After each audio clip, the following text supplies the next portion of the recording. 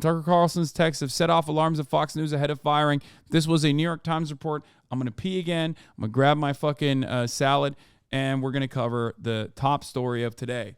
Tucker Carlson. And what the Fox News guys are claiming is the reason why he got fired. I'm going to tell you what I mean by that in a second. Now, on Tucker Carlson's firing from Fox News, a new text message revealed by the New York Times alarmed Fox executives. Carlson was fired days after the text was seen by Fox's board. Senior investigative correspondent Aaron Katersky has a story. Good morning, Aaron.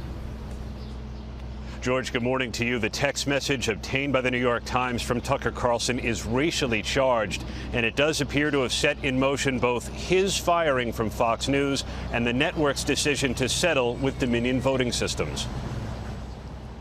Overnight, the New York Times published a text message from Tucker Carlson to one of his producers, sent the day after the January 6th attack at the Capitol. Carlson described a video he had seen in which a group of Trump supporters had attacked someone he called an Antifa kid. It was 3 against 1 at least, he wrote. Jumping a guy like that is dishonorable, obviously. It's not how white men fight. The message continues, I found myself rooting for the mob against the man, hoping they'd hit him harder, kill him. Carlson wrote, I could taste it.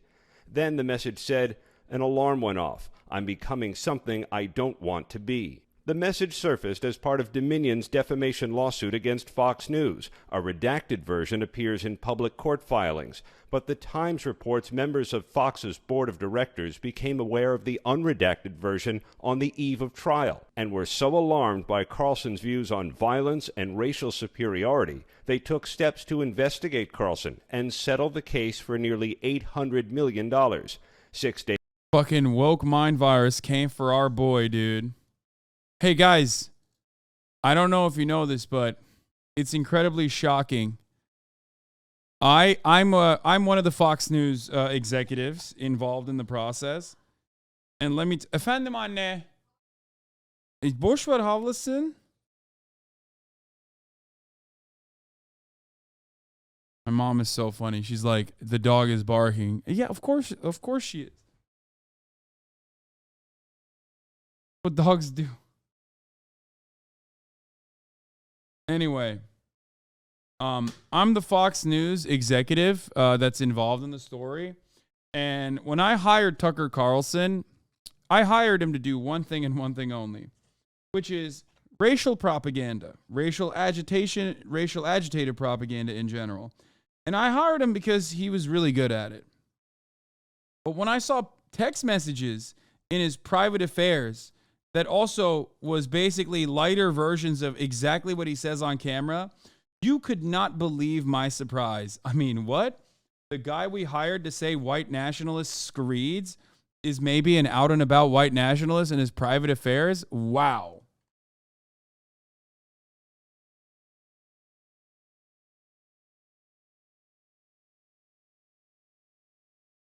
Sorry, that's messed up.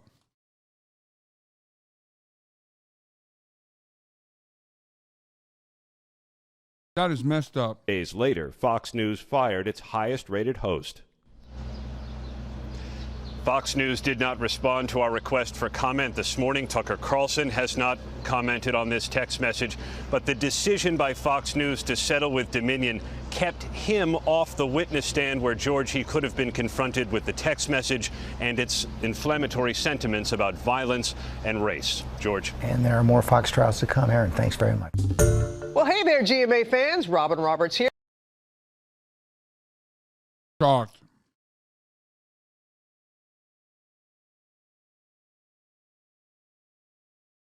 I just don't understand, legitimately, if we are to take this as at face value,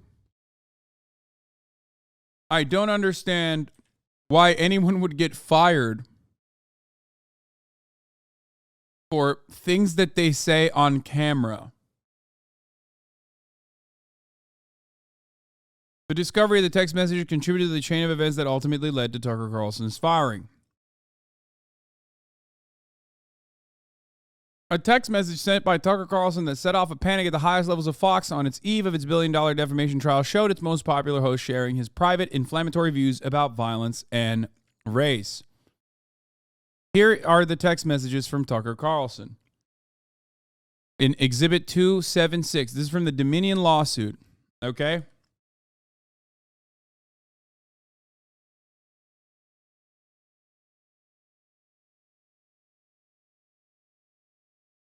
Actually, you know what? Let's cover the YouTube We're learning video what Tucker of it, Carlson because texted I want that to was eat so while I worrisome cover to it. Fox executives and the board that it reportedly contributed to his firing. The New York Times reported on the message, which was sent on January 7, 2021, obviously a pivotal day right after the insurrection, just hours after those riots at the Capitol. And he was talking about a video he saw of Trump supporters beating up, in his words, an Antifa kid.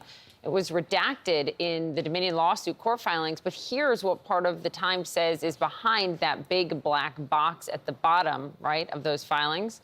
A quote from Tucker's text, it read, quote, "It was 3 against 1, at least. Jumping a guy like that is dishonorable, obviously. It's not how white men fight. Yet suddenly I found myself rooting for the mob against the man, hoping they'd hit him harder, kill him. I really wanted them to hurt the kid. I could taste it. Then somewhere deep in my brain, an alarm went off. This isn't good for me. I'm becoming something I don't want to be." Close quote. The Times was only able to unveil the contents of that text through interviews with people who spoke on the condition of anonymity. White men, famous for being nonviolent.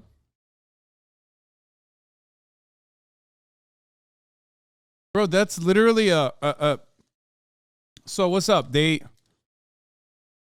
I don't get it. So that's basically what he would say on camera. It's basically what he has said on camera. He has said worse things on camera. Is it not allowed? Is Tucker Carlson not allowed to say what he would normally say at his 9 p.m. prime time slot, but in private affairs? What's going on? Back in the day, the roles were different. You could say significantly more racist things in private to your friends and family members than you could on television. Nowadays, I have a $20 million contract that tells me that at the top of the hour I have to serve a 3-minute ad break and tell you the most violent racial screeds, but when it comes to my private affairs, I can't be as racist as I want to. What's going on? At the top of the hour, there's a 3-minute ad break. That's a contractual obligation. And I follow on my contractual obligations. Now, if you no longer want to see those ads, all you need to do is subscribe. You can do that for $5, which, of course, doesn't get you much anywhere else. Thank you to Joe Biden's inflation. You can do that for free if you don't have $5 because you spent it on something life-saving like baby formula. That is, if you're able to get a baby formula to begin with. Ha ha! Or you can get it for free with a Twitch Prime or by getting gifted a sub. That would be socialism, but here we like to call it mutual aid. That's what the anarchists are calling it. Charity. Here's the 3-minute ad break now.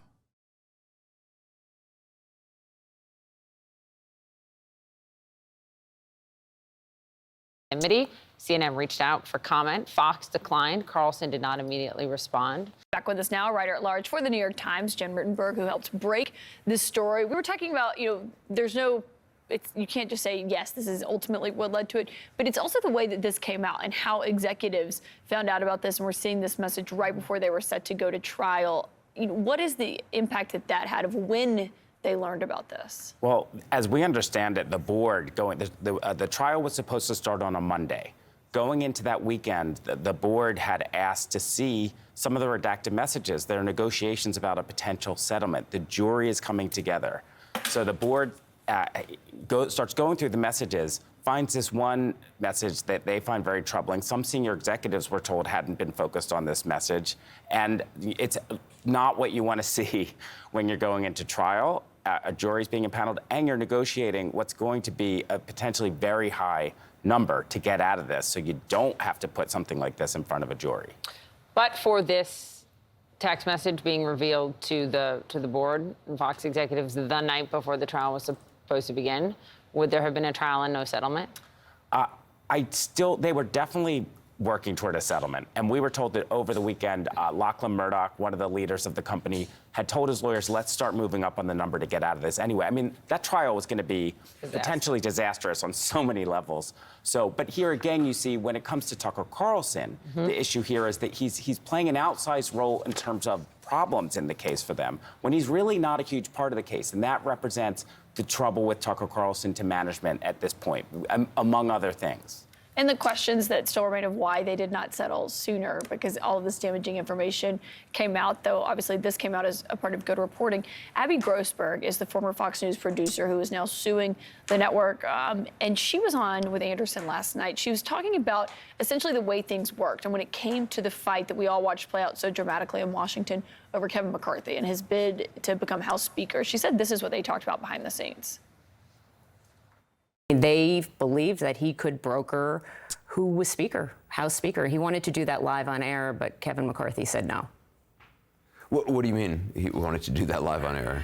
His plan was to have Kevin McCarthy come on the show. So fast forward to January 5th, they start asking me to book McCarthy on the show that night. I had worked with him a lot when I was at Sunday Morning Futures and had a relationship with his team. That afternoon, Justin came in and he said, here's the plan. Tucker's going to first have Kevin on, hear him beg and grovel. Then we'll bring in Matt Gaetz, and Matt Gaetz will then kind of set his terms. Then Tucker will set his terms that McCarthy has to agree to. Tucker Carlson had terms that McCarthy had terms. And we're going to make this whole thing happen on air and save the Republican Party. Now, fortunately for I 100% believe this.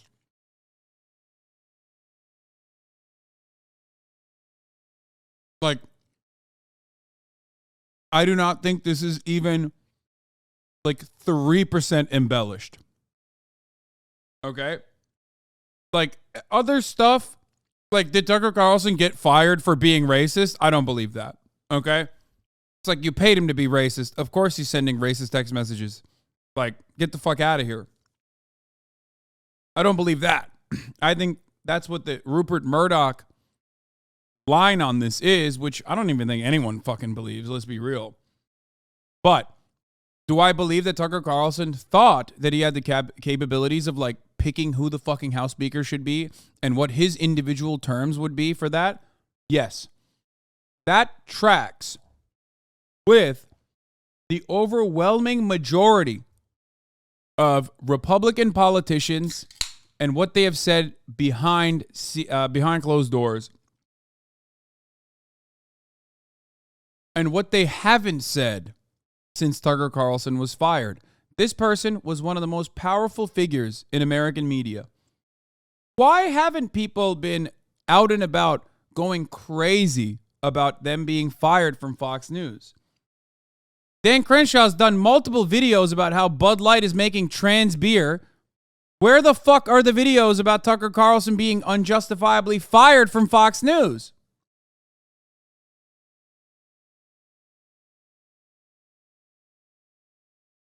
Because they're terrified of Fox News' power.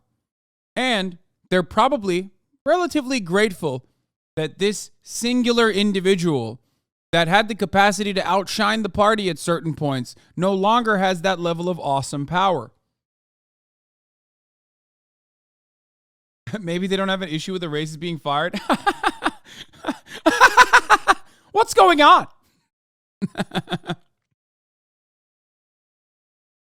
Yeah.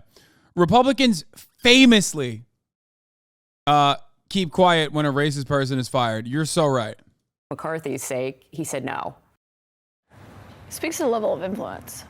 I mean, and that's why this is in a way so shocking. Look at that level of political influence that Tucker Carlson had. I mean, he was a power in the part of the party that's the tail wagging the dog right now. And so to suddenly be cut is really amazing. But that shows also this symbiosis that could happen with the Fox primetime and people in power, particularly Republicans. We saw it with the Trump White House, so here you see it again. Yeah.